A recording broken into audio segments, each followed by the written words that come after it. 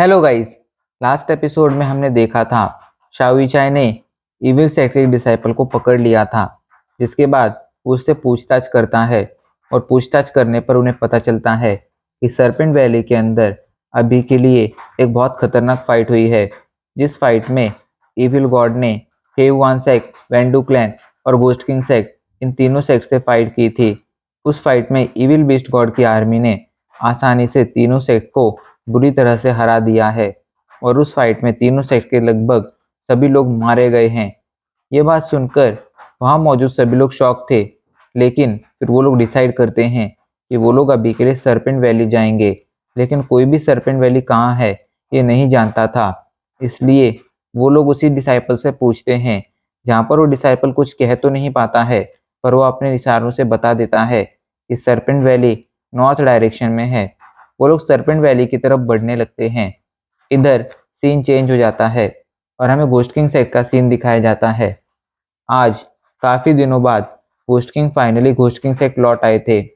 अभी के लिए बुरी तरह से घायल थे, उनकी पूरी बॉडी खून से सनी हुई थी। सेक लौटने के बाद घोस्ट किंग वहां पर नहीं रुकते हैं, वो चुपचाप सीधा जाकर अपने कमरे में जाकर रेस्ट करने लगते हैं। अभी के लिए सभी लोग जानना चाहते थे घोस्ट किंग से कि आखिर उनके साथ गए घोस्ट किंग सेक्ट के आधे डिसाइपल्स का क्या हुआ है, लेकिन किसी में भी घोस्ट किंग से इस बारे में पूछने की हिम्मत नहीं थी। घोस्ट किंग काफी दिनों तक अपने कमरे में रुकते हैं और वहां रुककर वो कल्टीवेशन कर कर खुद को हील करते रहते हैं।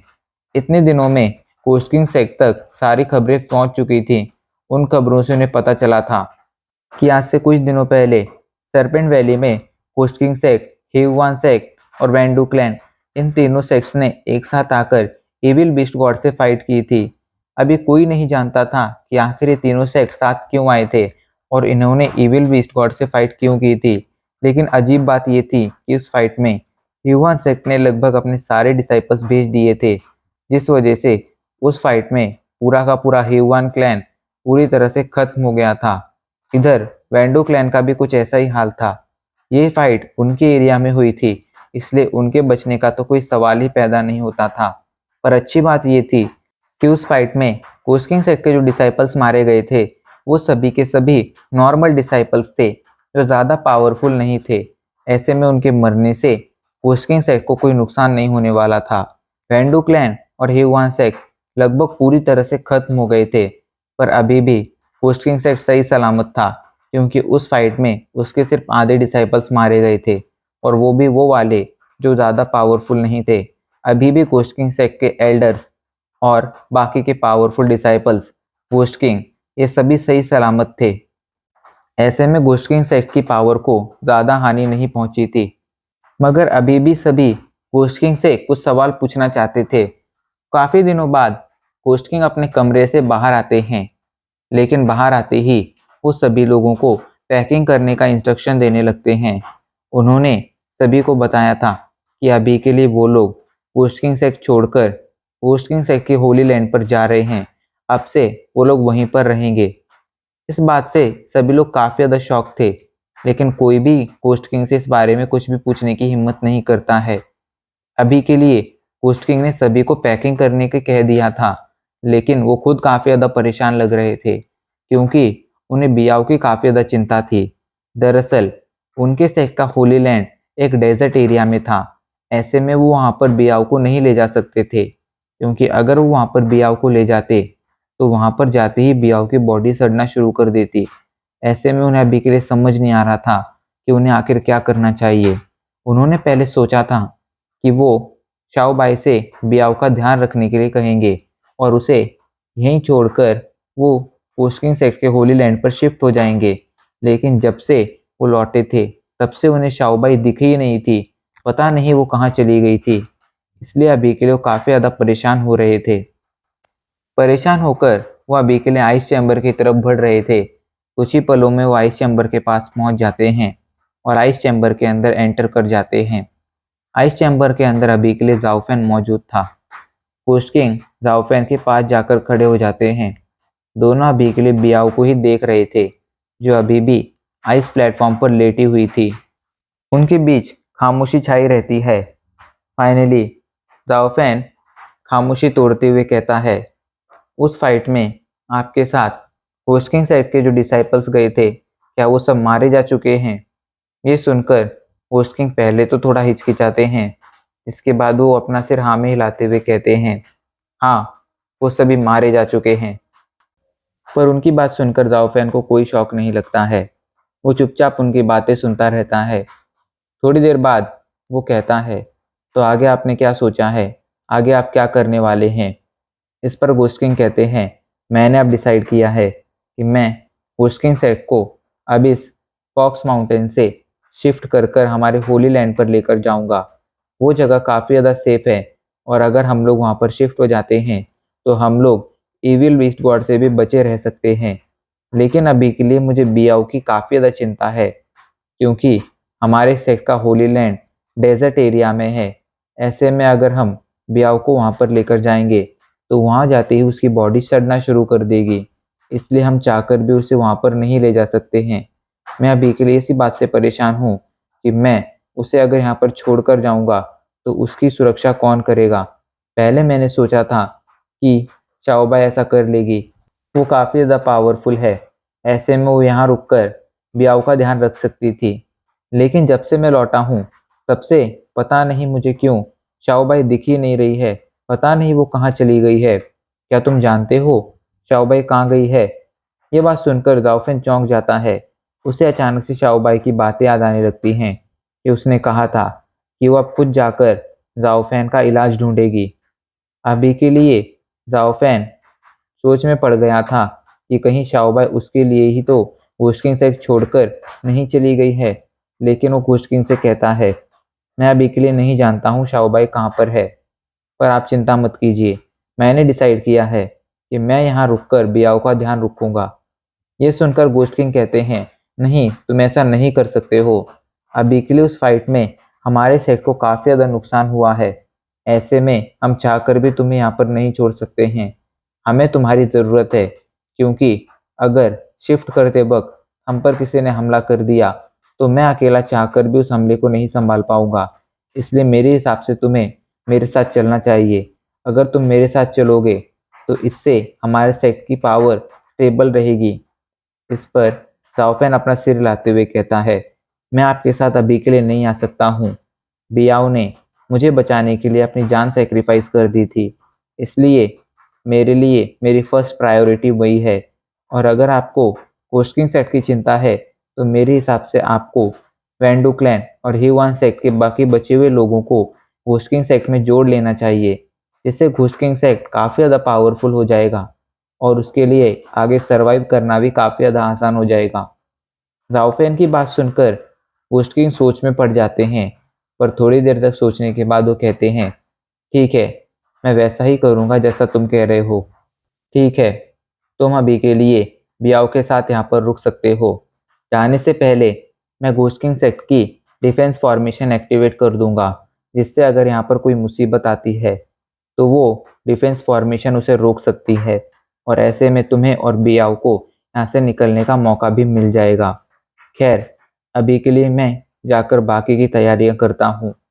ये कहकर गोस्टिंग वहाँ से जाने लगते हैं, लेकिन तभी अचानक राउफैन उन्हें रोककर उनसे कहता है, गोस्टिंग, क्या आप मुझसे नफरत करते हैं?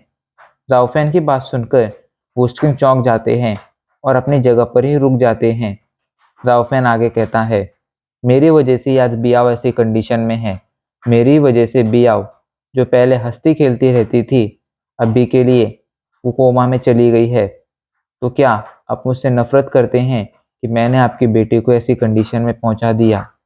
राउफैन की बात सुनकर होस्ट किंग काफ़ी देर तक शांत रहते हैं, लेकिन अभी के लिए उनके पास राउफैन के सवालों का जवाब नहीं था। काफ़ी देर तक शांत रहने के बाद आखिर में वो आइस चैम्बर से बाहर आ जाते हैं। अभी के लिए उन्होंने जाओफैन के सवाल का कोई जवाब नहीं दिया था। वहीं जाओफैन अभी भी आइस चैम्बर के अंदर मौजूद था, जो बियाओ को ही देखे जा रहा था। इधर अब सीन चेंज हो जाता है और हमें शाओई चाय, जिंगयू, लू, ली, फाजियांग, फाशैन, येनहोंग, इन सभी को दिखाया जाता है, जो तेजी से एक जंगल में आगे बढ़ते जा रहे थे। वो लोग लगभग पिछले 2 दिनों से आगे बढ़ते जा रहे थे।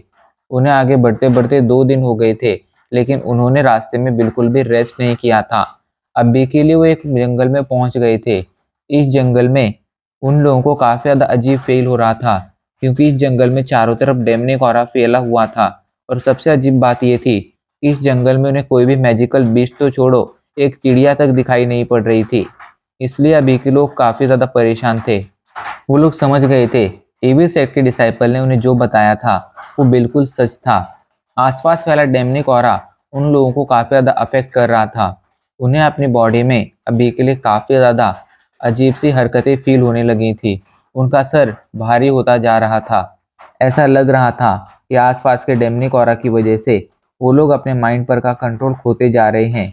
पर अच्छी बात ये थी कि वो लोग क्विंगयू सेक्ट, टियानिन टेम्पल, पेंगजियान वैली ऐसे पावरफुल सेक्ट से आते थे। ऐसे में उनकी कल्टीवेशन स्किल्स काफ़ी ज़्यादा हाई लेवल की थी।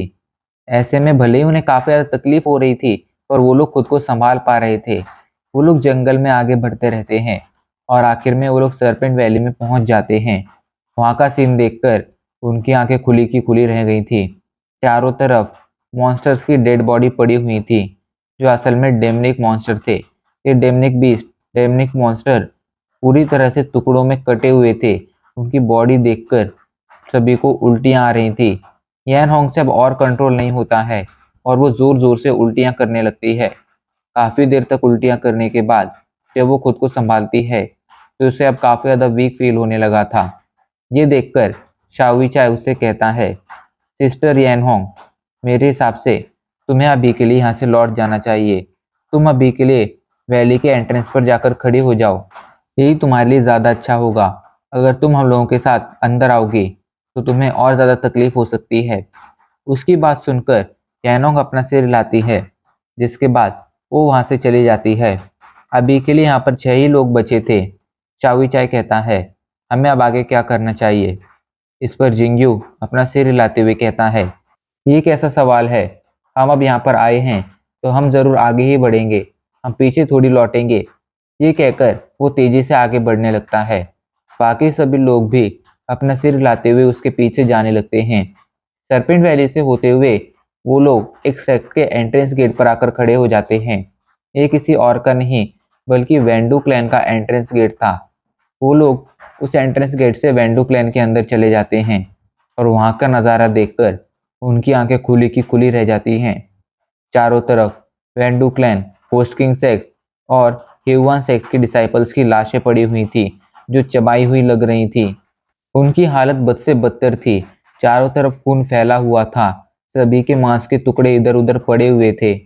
वहां पर सिर्फ इविल सेक्ट के डिसाइपल्स की डेड बॉडीज नहीं थी, बल्कि उनके साथ साथ डेमनिक बीस्ट की भी काफ़ी सारी बॉडीज मौजूद थी, जो बहुत से टुकड़ों में कटी हुई थी। उन सभी से बहुत बुरी बदबू आ रही थी, जिससे अब सभी लोगों को काफ़ी ज़्यादा अनकंफर्टेबल फील होने लगा था। इस एरिया का डेमनिक ऑरा बहुत ज़्यादा हाई था, इसलिए अब उन लोगों को अपने सर में और ज़्यादा दर्द महसूस होने लगा था। लेकिन कोई भी पीछे हटने वाला नहीं था। वो लोग आगे बढ़ते रहते हैं। रास्ते में उन्हें और भी कई सारे डिसाइपल्स की डेड बॉडीज मिलती हैं, पर उन डिसाइपल की डेड बॉडीज के साथ साथ उन्हें कुछ अजीब डेमनिक बीस्ट की डेड बॉडीज भी मिलती हैं। इन बॉडीज के साथ अजीब ये था, ये जो बॉडीज थी उनकी संख्या भले ही 3 या 4 थी, लेकिन उनका साइज नॉर्मल डेमनिक बीस्ट से लगभग 4 से 5 गुना था। ऐसे में एक एक बॉडी भी बहुत ज़्यादा खतरनाक दिखाई पड़ रही थी। लेकिन अच्छी बात ये थी कि ये जो डेमनिक बीस्ट थे वो पूरी तरह से मारे जा चुके थे। ऐसे में उन लोगों को इन डेमनिक बीस्ट का सामना नहीं करना था। आसपास का नज़ारा देखकर सभी बहुत ज़्यादा परेशान हो गए थे। उन्हें इविल सेक्ट के डिसाइपल्स के लिए बुरा लग रहा था। हाँ, भले ही वो इविल सेक्ट से नफरत करते थे, लेकिन इतना भयानक मंजर देखकर वो समझ सकते थे कि किस तरह उन इविल सेक्ट के डिसाइपल्स को मारा गया होगा। इसलिए उनकी डेथ के बारे में सोचकर इन लोगों की रूह कांप रही थी। अभी के लिए वो लोग काफ़ी ज़्यादा डर गए थे। सभी को अजीब फील हो रहा था, लेकिन कोई भी पीछे हटने वाला नहीं था। खास करके जिंगयू और लू तो बिल्कुल भी पीछे हटने वाले नहीं थे। और यहीं पर हमारा एपिसोड खत्म हो जाता है।